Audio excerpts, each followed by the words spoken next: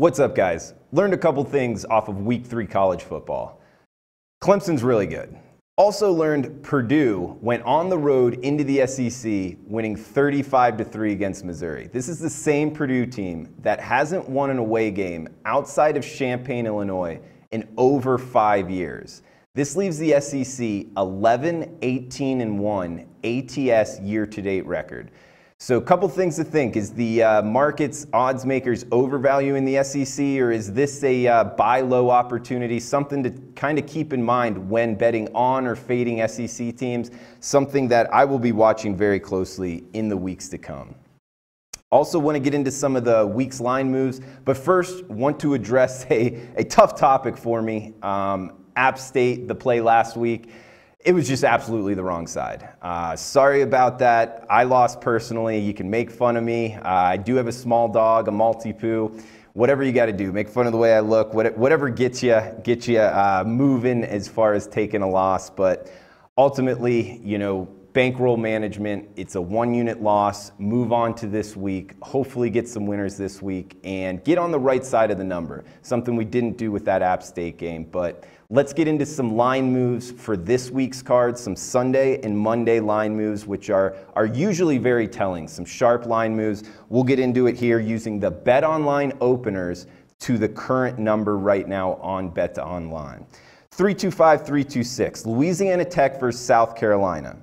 Opens 10.5, now South Carolina -8. Couple things to note here. This game is taking place in Columbia, South Carolina. Louisiana Tech coming off of a big win at Western Kentucky. Looked good in that game. South Carolina did not look too good in a loss to Kentucky. Something that has a lot to do with this line move. Also got 331, 332, Florida versus Kentucky. Note there is some under money, 46.5 down to 44. More importantly, the Florida Gators open 5.5 favorites down to just -3. You got to think spot-wise, this is about as bad as it gets. Kentucky is 3-0, kind of riding under the radar here. Florida coming off of that huge win, having to travel to Lexington. It's going to be a tough one for the Gators in that one. 333, 334, UCF Maryland. This totals 64.5 up to 67. Both of these teams pegged as over teams. We got Scott Frost versus Maryland's offense. We know Walt Bell coming there from Arkansas State. Both of these teams pegged as over teams. Interesting note here, one reason I haven't bid on this one. UCF, due to Hurricane Irma, has not played a game in September. You got to think that that might be a little rusty for McKenzie Milton in that offense. Kent State, Louisville here.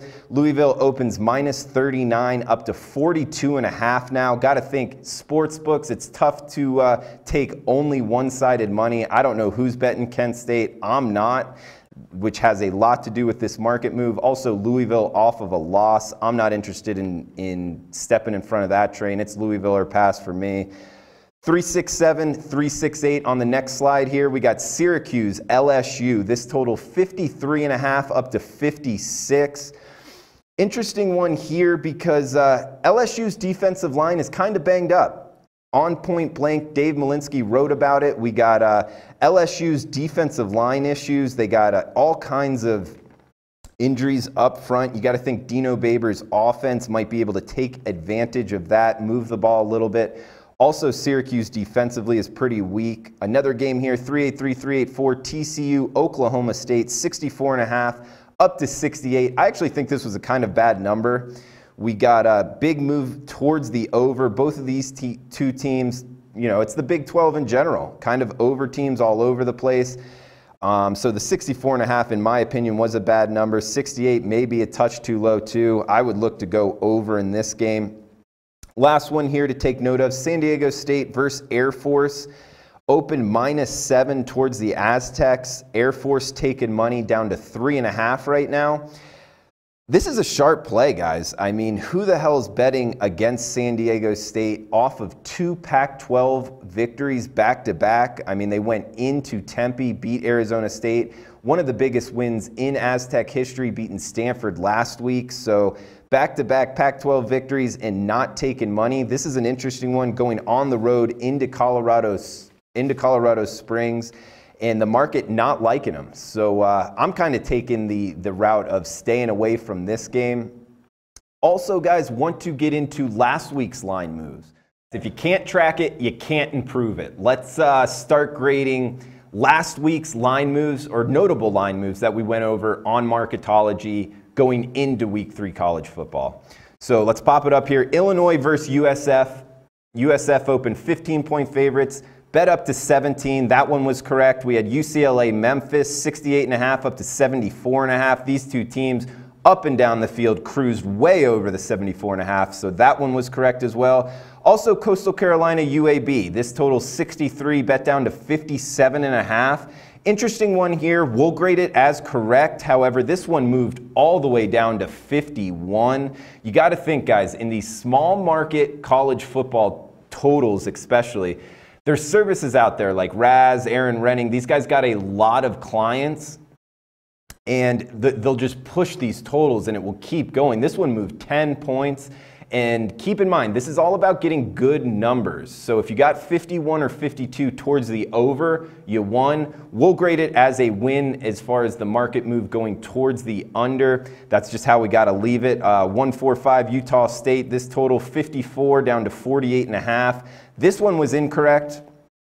Got another slide with 4 more here. Notable line moves. 165 Florida, -8 down to -5.5. We know this game against Tennessee. It lands. Florida won by 6. So we'll have to grade it as neither a win or a loss. However, keep in mind going forward, it was 20-20 going into the last play of the game. So I would think that it was more right than wrong on this line move. 149 CMU versus Syracuse, 61 the total, bet up to 66. That one was a loss, wrong side on that. 155 Purdue, Missouri, 67.5 up to 73. That one did not get there either. And 113 Marshall, -11.5. That one opened at. That turned out to be a pretty bad number if you watch that game. Up to -15. It did hit. That -15 got there right in the last couple minutes of that game. Watching that one, that was a Marshall victory, I believe 21-0. Want to give a special shout out to Eric, Kyle, and Nicole. Thanks for chiming in. Let me know your thoughts on Marketology. Feel free to hit me up on Twitter at DrewMartinBets. Also use the hashtag AskSBR. Anything to do with college football betting, love to get it on the show, and just kind of hear how you think we can improve, and anything else you think about the show would be great.